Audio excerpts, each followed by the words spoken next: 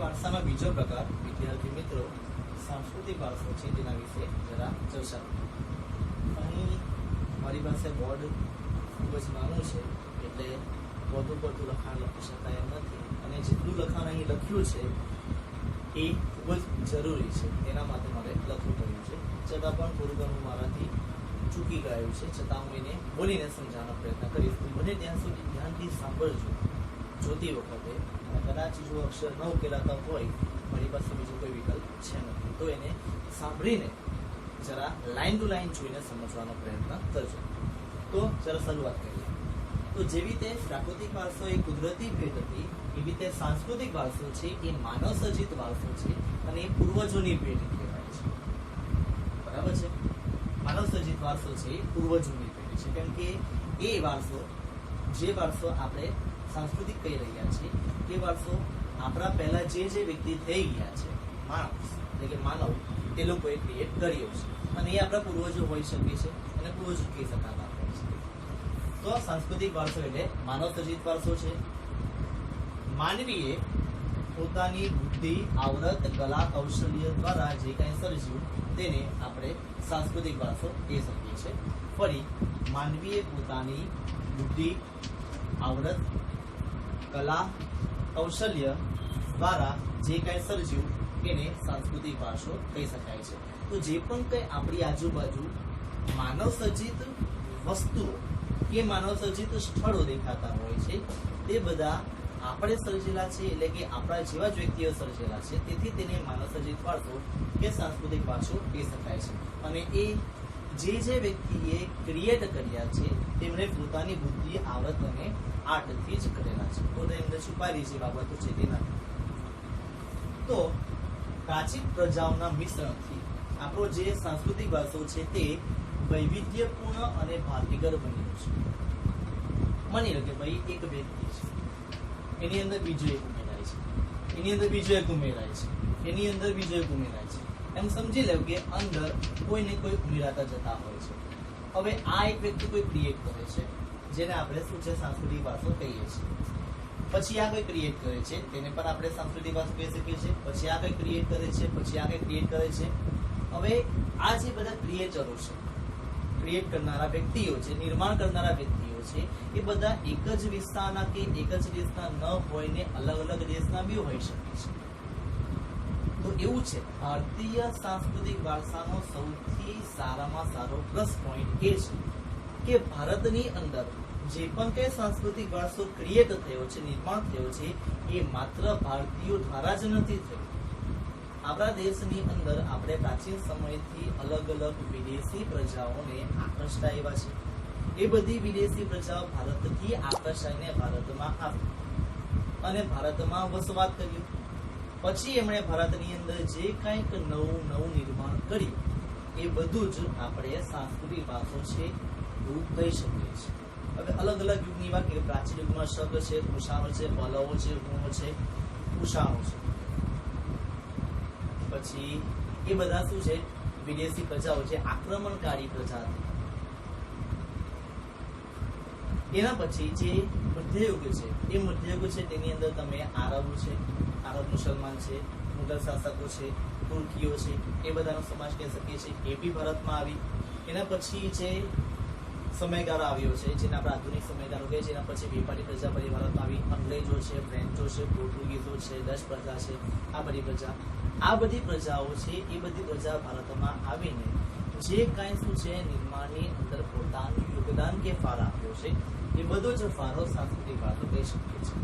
એટલે આપણા સાંસ્કૃતિક વારસામાં ભારતમાં વિદેશથી આવેલી પ્રજાઓ છે તેનો ફાળો વધુ છે, અને તેઓને જ કારણે આપણો જે સાંસ્કૃતિક વારસો છે એ ભાતીગળ અને વૈવિધ્યપૂર્ણ બન્યો છે।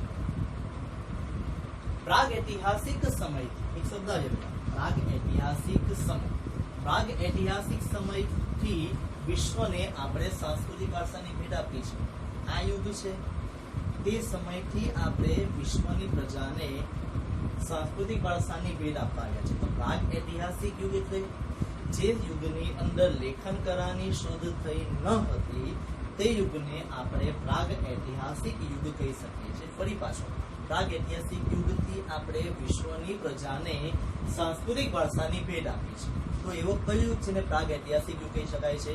તો એવો યુગ જે યુગમાં કોઈ પણ પ્રકારના લેખન કલાની શોધ ન થઈ હોય છે તેવા યુગને આપણે પ્રાગ ઐતિહાસિક યુગ કહી શકીએ છીએ. એવા સમયથી જ્યાં લેખન કલાની શોધ થઈ ન હતી તે સમયથી આપણે વિશ્વને સાંસ્કૃતિક વારસાની ભેટ આપતા આવ્યા છે.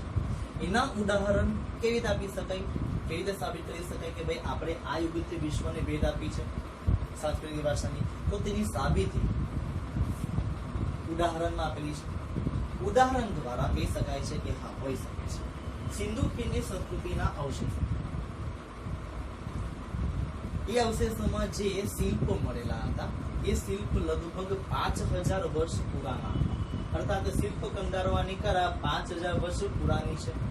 હવે 5000 વર્ષ એટલે આજથી 5000 વર્ષ ના, જ્યારે આ વર્ડ કે સેન્ટેન્સ લખાયેલું હશે ત્યારથી 5000 વર્ષ.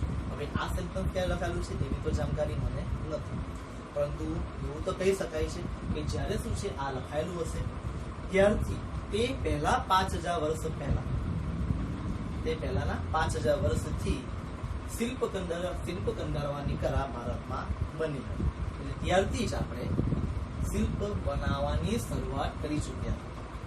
હવે શિલ્પ કંડારવાની કલા 5000 વર્ષ જૂની છે એવું કહી શકાય છે. તો આપણી અને વિશ્વની પ્રાચીનતમ સંસ્કૃતિમાં સિંધુ ખીણની સંસ્કૃતિ છે તેનો સમાવેશ કરી શકાય છે. તો એ સંસ્કૃતિ જ્યારે આપણે સિંધુ નદીના કિનારેથી આ નગર ખોદકામ કરતા પ્રાપ્ત થયું હતા તો તે અવશેષોમાંથી આપણે જે પ્રાપ્ત થયું છે એના અવશેષો પરથી આપણે કહી શકીએ છીએ કે હા આ વાક્ય સાચું છે. હવે એ અવશેષોમાં અર્થાત સિંધુ ખીણની સંસ્કૃતિના અવશેષોમાંથી આપણને શું પ્રાપ્ત થયું? તો જો લખેલું છે દેવી દેવતાઓની પ્રતિમાઓ થોડી ખરાબ હાલતમાં હતા, ખંડેર અવસ્થામાં હતા, તૂટેલી અવસ્થામાં હતી, એકદમ ક્લિયર ન હતી. માનવ શિલ્પ, માણસોનું એટલે કે આપણા જેવા વ્યક્તિઓ સમય રહેતા તેમણે માનવનું શિલ્પ પણ બનાવેલું હતું. પશુઓ છે એના પણ શિલ્પ છે, રમકડાઓ છે બાળકોના રમવા માટેના તે પણ બનાવેલા હતા. એ ઉપરાંત સૌથી મહત્વનું જે કહેવાય છે દાઢીવાળા પુરુષનું શિલ્પ, જે ટેક્સ્ટ બુકમાં શું છે ચિત્ર બી આપેલું છે, તે પણ શું છે તેના અવશેષોમાંથી પ્રાપ્ત થયું હતું, દાઢીવાળા પુરુષનું શિલ્પ. એ ઉપરાંત નર્તકીની પ્રતિમા જે પણ શું છે તે અવશેષોમાંથી પ્રાપ્ત થયું. તો આ બધી જ શું છે શિલ્પ છે, શિલ્પકલાના અવશેષો છે. જે લખ્યું છે કે શિલ્પ કંડારવાની કલા 5000 વર્ષ પુરાની છે. કેવી રીતે કહી શકાય? સિંધુ ખીણની સંસ્કૃતિના અવશેષો પડી કહી શકાય, જે ખોદકામ કરતા મળ્યા છે અને જે આજે પણ સાચવીને રાખવામાં આવ્યા છે સાબિતીમાં. તેના પરથી કહી શકાય છે કે ભારતના સાંસ્કૃતિક ભાષામાં શિલ્પ કંડારવાની કલા 5000 વર્ષ એટલે કે જૂની છે, પુરાની છે. ક્રમમાં આગળ વધીએ તો મૌર્ય યુગ આવે છે, જે યુગની અંદર બૌદ્ધ ધર્મ છે અને જૈન ધર્મ છે તેનો ફેલાવો થોડો ઝડપથી થયો. તો તે યુગમાં ઘણી બધી એવી શિલ્પ અને મૂર્તિઓ બની હતી જે પ્રાપ્ત થઈ તેના અવશેષોમાં. તો અહીં જેવી રીતે સિંધુ ખીણની સંસ્કૃતિના પ્રાચીન અવશેષ આપેલા છે એવી રીતે અહીં મૌર્ય યુગ છે એના અવશેષોની વાત પણ કરી છે. જેમાં લખ્યું છે ઊંડા કમર પર વૃષભ કે સિંહનું શિલ્પ, ઊંડા કમર પર વૃષભ કે સિંહનું શિલ્પ, ઊંડા કમર પર વૃષભ કે સિંહનું શિલ્પ. એ ઉપરાંત બુદ્ધની પ્રજ્ઞા પારમિતાનું શિલ્પ, બુદ્ધનું ભગવાન બુદ્ધ જે બૌદ્ધ ધર્મ છે એના સ્થાપક કહેવાય છે તે, એમનું પ્રજ્ઞા પારમિતાનું શિલ્પ કહેવાય છે તે. એ ઉપરાંત સારનાથ એક સ્થળ છે એની ધર્મચક્ર પ્રવર્તમાન બુદ્ધની પ્રતિમા જે પણ શું છે ખોદકામ કરતા પ્રાપ્ત થઈ હતી. બુદ્ધની પ્રજ્ઞા પારમિતાનું શિલ્પ શાંતિનું ચિહ્ન કહેવાય છે. અને સારનાથની ધર્મચક્ર પ્રવર્તમાન જેને આપણે શું છે અશોક ચક્ર કહીએ છીએ એ ધર્મચક્ર પ્રવર્તમાન બુદ્ધની પ્રતિમા પણ શું છે આપણે પ્રાપ્ત થઈ. એ ઉપરાંત રાષ્ટ્રકૂટ એક વંશનું નામ છે, જેવી રીતે મુગલ વંશ કેવી રીતે કહેવાય છે, પાંડ્ય વંશ કેવી રીતે કહેવાય છે, કાલ વંશ, ચોલ વંશ, એ રીતે રાષ્ટ્રકૂટ એક વંશ છે. રાષ્ટ્રકૂટ વંશના રાજાઓએ ઇલોરાની ગુફામાં ઘણી બધી જે પ્રતિમાઓ બનાવી હતી. કદાચ એ મોટાભાગની પ્રતિમા બૌદ્ધ ધર્મને રિલેટેડ જ હતી. એ બધી પ્રતિમાઓ પણ મૌર્ય વંશ છે એના અવશેષોમાં સમાવેશ કરી શકાય છે. એ ઉપરાંત જૈન ધર્મની કેટલીક પ્રતિમાઓ છે જે મહાવીર સાથે જોડાયેલી છે. કાલખંડ છે, કાલખંડની લગભગ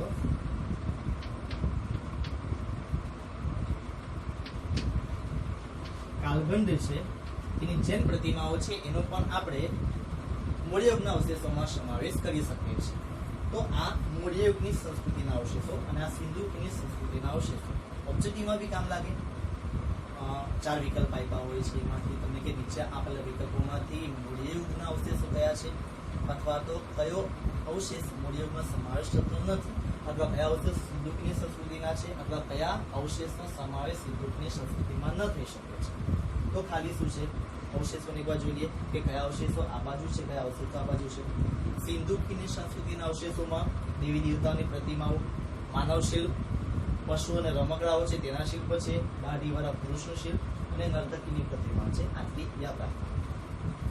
મૂળયુગની અવશેષો છે તેની અંદર ઊંધા કમળ પર વૃષભકેશીનું શિલ્પ છે, બુદ્ધની પ્રજ્ઞા પારમિતાનું શિલ્પ છે, સારનાથની ધર્મચક્ર પ્રવર્તમાન બુદ્ધની પ્રતિમા છે, રાષ્ટ્રકૂટ વંશના રાજાઓના સમય દરમિયાન ઇલોરાની ગુફામાં જે પ્રતિમા બની છે તે, અને કારધંધ છે એની જૈન પ્રતિમાઓ છે તેનો સમાવેશ કરી શકાય છે. આમાં કદાચ જોવા જઈએ તો આ એક, આ બે, દાઢીવાળા પુરુષનું શિલ્પ અને નર્તકીની પ્રતિમા, ઊંધા કમળ પર વૃષભકેશીનું શિલ્પ છે તે એ વધુ પડતા જરા ધ્યાન પર રાખી શકાય એવા છે. તો આ થઈ ગયું છે સાંસ્કૃતિક વારસા છે તેનો પરિચય.